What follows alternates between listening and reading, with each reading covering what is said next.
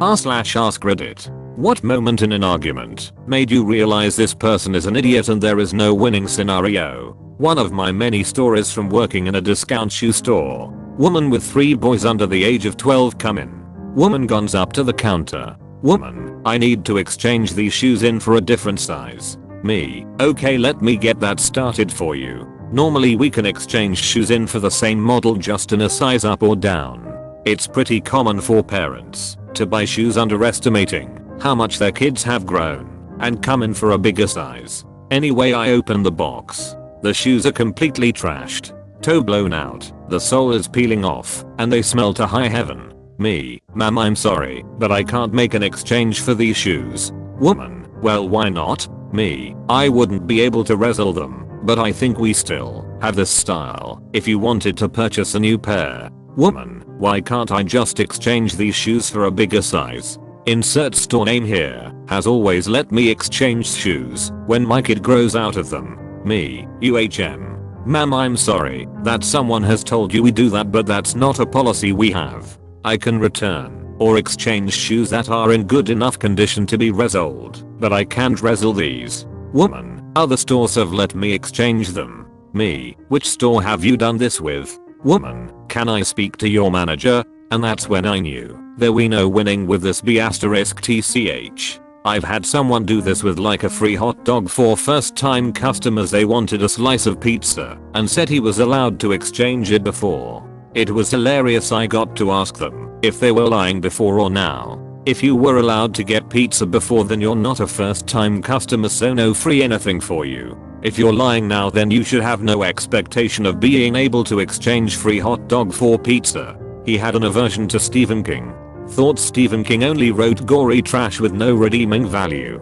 That everyone who reads Stephen King had mental issues. And his favorite movie was The Shawshank Redemption. Even after I showed the credits both on IMDb and Wikipedia, he refused to believe that degenerate Stephen King was in any way, shape, or form involved with his dearly beloved film. This has happened to Stephen King. There's a few audience with videos on YouTube talking at various campuses and events, etc. He tells this story of going into a Floridan supermarket and an old lady telling him she didn't like horror stories, but like uplifting stories like that Shawshank Redemption.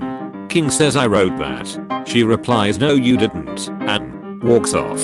After asking them to go home because they were quite clearly sick with a cold, being told don't be stupid, there's no such thing as colds, it's just allergies to the cold weather. Well, and 3rd degree burns are just being allergic to being on fire. STDs are just S***MEN allergies. We had a new assistant at work who was not fitting in with the team. I sat her down and talked to her about expectations and reviewed the responsibilities of the position several times. In one last effort to help her, I thought I'd see which parts of the job she liked. I asked her, what skill do you think is your strongest skill? And she said, delegating. When he told me that climate change was because of magnetic north moving up to 20 miles per day. Of course, when the tilt of the planet changes, you're going to get more sun and do up more heat. But people want to believe it's my car. Ducking hell. Oh, this guy was good for a twofer as well.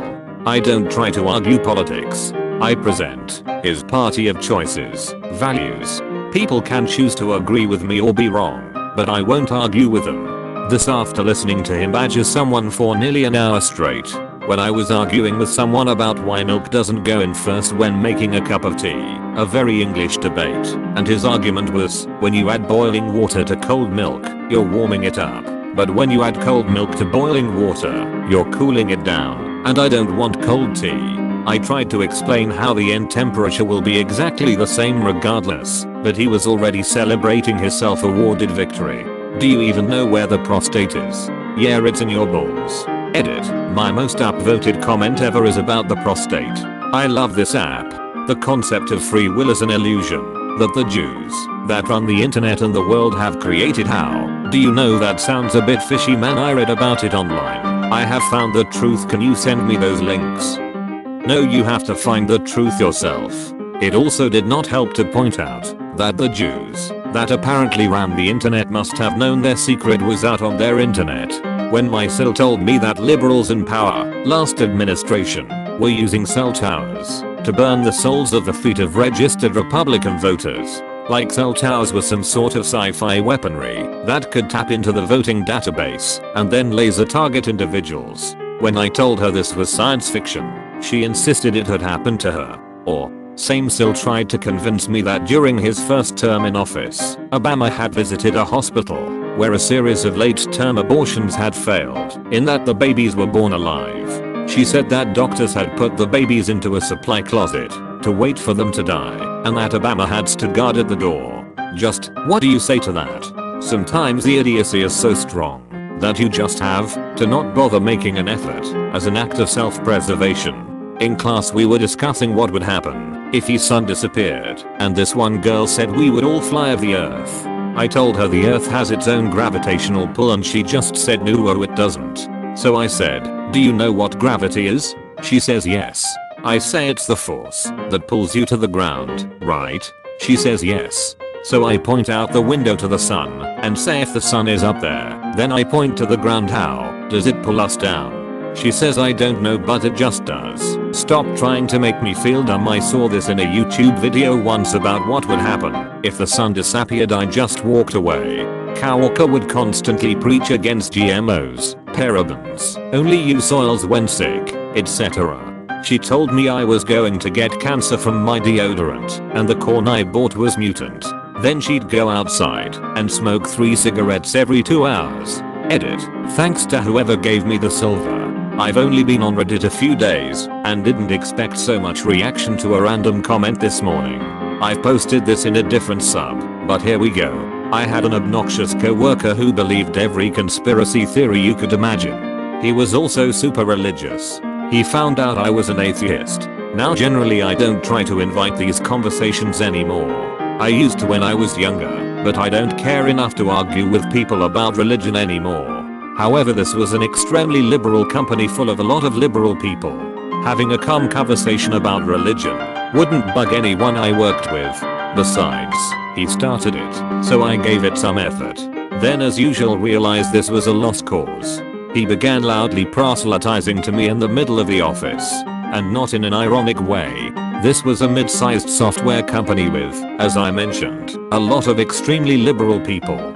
Not to mention a rather sizable population of LGBTQ+ people who didn't feel too kindly toward the sound of fire and brimstone preaching. I quoted the Bible back at him and told him I've heard it all. I don't care. I pointed out that one of the 2 founders, former CEO, and semi-retired but still head of the board was also an atheist and not shy about it. After that he went on a conspiratorial rant once he noticed the very conspicuous bronze Baphomet statue on my desk for apparently the first time.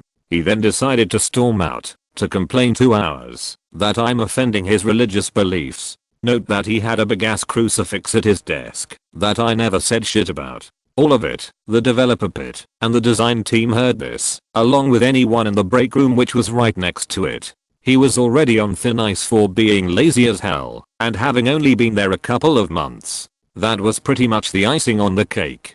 Thing is, he should have realized that, even if the company wasn't filled with as many left-leaning people as it was, everyone knew full well, if I were to get in trouble over this, I'm the kind of person who'd sue over it to make a point. The company would side with me to protect themselves if nothing else. After he was fired, he called the Secret Service to tell them that I was plotting to go after Trump. This was just after the election, and they actually showed up at the office to question me. The agent was saying he couldn't tell me who called them, but after he asked if there was anyone I could think of who'd do something like this, I mentioned this guy's name as being one of the few people I could imagine.